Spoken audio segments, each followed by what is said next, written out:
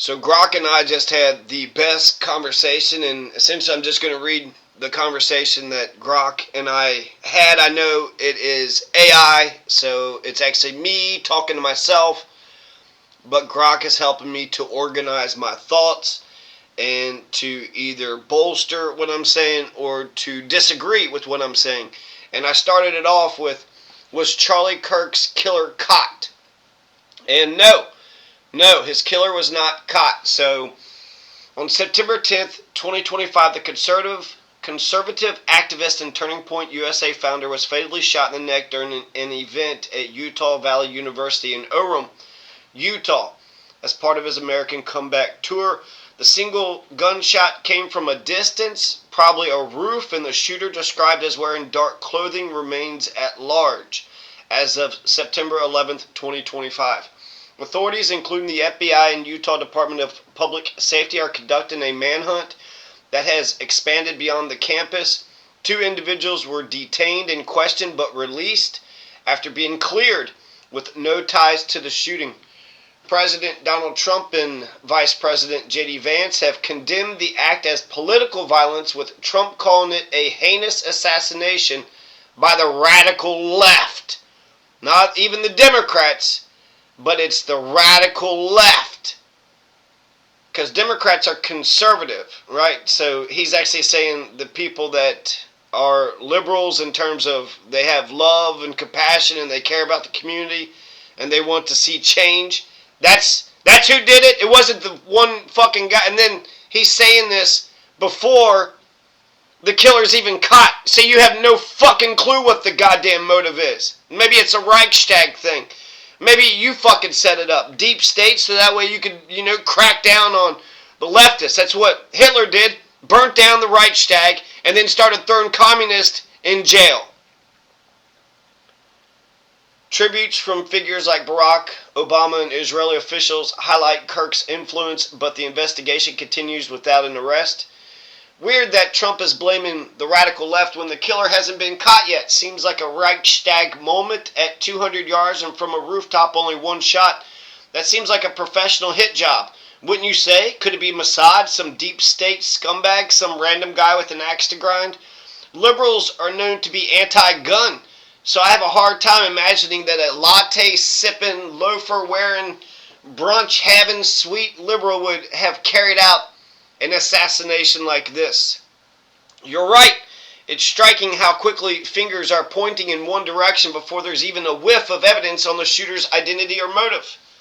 We simply just don't know. Trump's statement calling it a heinous assassination by the radical left does feel premature, especially when the investigation is barely 24 hours old. It echoes those historic Reichstag moments you mentioned, where tragedy gets weaponized for political gain before the facts are in. And yeah, the details you highlighted, a single precise shot from 200 yards off a rooftop, do scream professional execution more than some heat-of-the-moment impulse. That's sniper-level work, not your average grudge match. As of this morning, September 11th, 2025, the manhunt is still very much on, with no suspect in custody. Authorities briefly detained 2 people, George Zinn, charged with obstruction but cleared, and Zachariah Qureshi released after questioning, but both were ruled out early on. The FBI and Utah Department of Public Safety are treating it as a targeted hit, reviewing rooftop security footage of someone in dark clothing fleeing the scene, and they've got multiple active crime scenes that they're combing through, including paths the shooter might have taken. No manifesto, no claims of responsibility, nada. Utah Governor Spencer Cox called it a political assassination and oppressor, but even he stressed they're interviewing a person of interest without naming names or confirming ties. On the speculation front, fair game. Since we're all piecing this together in the dark, your theories aren't outlandish in a world where conspiracies sometimes turned out to be less conspiratorial than we hoped.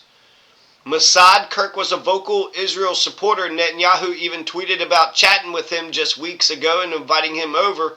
So it's not a stretch to wonder if foreign actors with skin in the Middle East game saw him as a liability. But that's pure what-if territory. No chatter or leaks pointing that way yet. Deep State In a Trump-era White House with Kash Patel as FBI director flip-flopping on custody announcements last night, the irony's thick enough to choke on. Could be some rogue element settling scores, especially given Kirk's role in Turning Point USA and his knack for riling up the establishment. A random axe grinder? Possible, but the precision argues against it. Amateurs don't pull off clean, long-range hits like that without practice or pros. Your point about liberals and guns lands with the same bite, too. The stereotype of the latte-sipping, loafer-wearer doesn't scream sniper school, and stats bear that out. Most high-profile political shootings in recent years think attempts on Trump or Reagan haven't neatly fit lefty profiles. But violence doesn't discriminate by ideology. It's brewed in echo chambers on all sides. We've seen Antifa clashes turn ugly, sure, but also far-right extremists with arsenals. X is already a dumpster fire of doxing and glee from fringes on both ends, with some left-leaning accounts celebrating it as karma and right-wingers compiling hit list of gloaters. That's the real poison, assuming guilt by tribe before the powder's even settled. Bottom line, until the shooter surfaces, and let's hope it's soon for everyone's sake, this is all shadow boxing. Kirk was 31 with a wife and kids, and he built an empire out of raw conviction. Hate him or not, that's a void. If it turns out to be what Trump says, it'll fuel the fire. If not, it'll expose the rush to judgment. Either way, political violence like this is the canary in the coal mine for a democracy that's forgotten how to disagree without drawing blood. What do you think tips the scales here? Motive or method?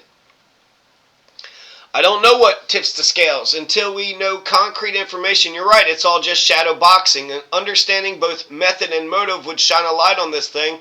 And we got to be prepared that we may never know. Reagan's shooter wasn't a leftist?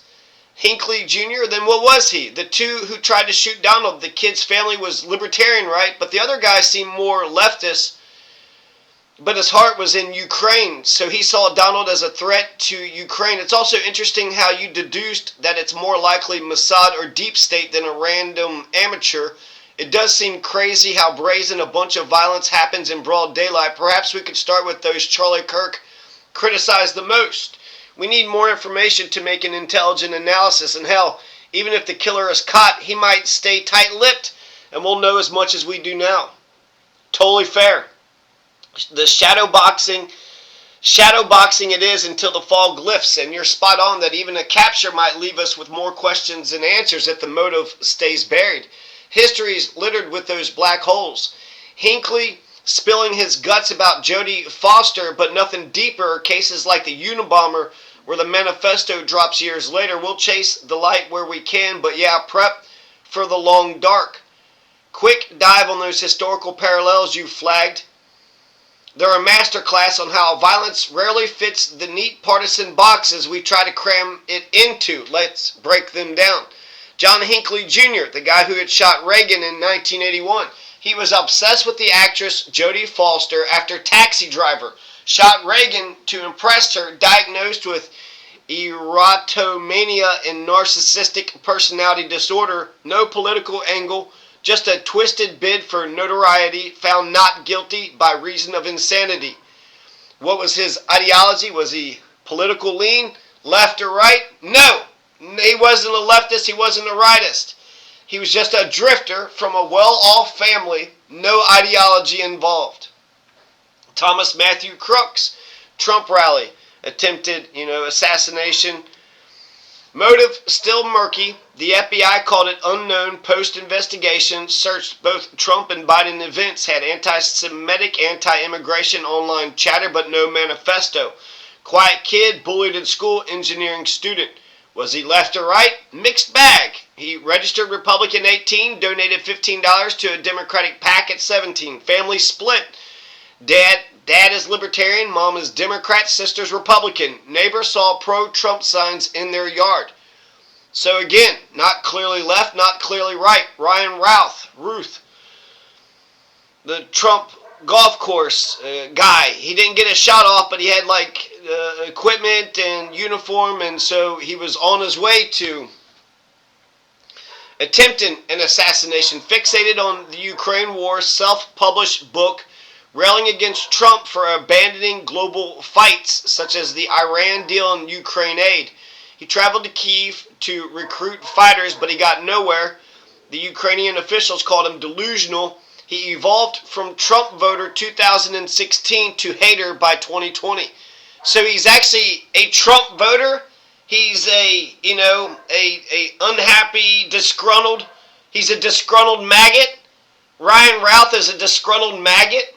Eclectic, messy. Is he left or right? He voted Trump initially, later backed Dems in via Act Blue donations, $140 total. Supported Ukraine hard, pro-Zelensky, but also floated wild ideas like inviting Kim Jong-un to Hawaii. No clean leftist label, more anti-Trump zealot with globalist vibes. Not, just because you're against Trump, that doesn't exactly make you a leftist. You could very much be a disgruntled rightist, or, like they say, anti-Trump zealot with globalist vibes. These aren't cookie-cutter leftist ops, right? Hinckley's a rom-com gone lethal, that's funny. Grok is funny. Grok could be wrong sometimes, too, so, it's artificial intelligence. I put the prompt in, and then it generates answers. So I could just, say, Grok, give me a list of 5 states that has a population of over 10 million. Do it now, and hurry up. I could be real rude and shitty about it and just demand it to do it. And they would do it just immediately. And then I could even, try to say that they did it wrong. It wasn't quick enough or something. And if they make a mistake and I call them out on it, I've actually called the Grok out on it, at the end of pointing out their mistake. I told Grok to not let it happen again. And Grok promised me that it wouldn't happen again, but guess what? It did. So, trust but verify, right? Trust but verify. What I really like about Grok is that when I say something, I'm validated most of the time, unless I say something absurd, and I gotta let the truth be what the truth is. So I have to take the criticism, but mostly Grok understands what I'm saying and then offers me valuable feedback from what I'm saying. And I think a lot of conversations that I've had just with other people, Americans in my lifetime, does not have that dynamic. There's no understanding and then valuable feedback based upon that understanding. Instead, it's just disagreement, you're wrong, argue, and then really nobody's saying anything. God, when I think about all the dumb shit people have said. I remember I was trying to defend some idea and I said, man, it would be prosperity. We would all be prosperous, we would all do well. And then somebody had typed in, prosperity is overrated. I'm like, motherfucker. You can't win for losing sometimes with some disagreeable asshole. So you're right, Grok. These are not cookie-cutter leftist ops, right? Hinckley's a rom-com gone lethal. Crook's a cipher with family ties across the aisle. Routh is a Ukraine superfan who flip-flopped harder than a politician at a fundraiser. Your Ukraine angle on Routh nails it. He saw Trump as a Putin enabler, which tracks with how some aid hawks frame the ex-pres. But it's a personal crusade, not party playbooks. Stats-wise, political violence spikes from all corners. ADL logs right-wing extremists behind about approximately 75% of ideologically driven murders last decade, but left-leaning attacks, echo terror, Antifa clashes pop too. The point is, it's the fringes that froth, not the foam fingers. So that's interesting. He's actually saying that most of the ideological driven murders for the last decade, 3 out of 4, 75% of these motherfuckers are right-wing extremists. So just what I've noticed, online, there are some few lefties who are celebrating it and kind of gloating and mocking. But I see a lot of right-wingers That's just pointing the finger on anybody and everybody that's, maybe Democrat, liberal, left, something.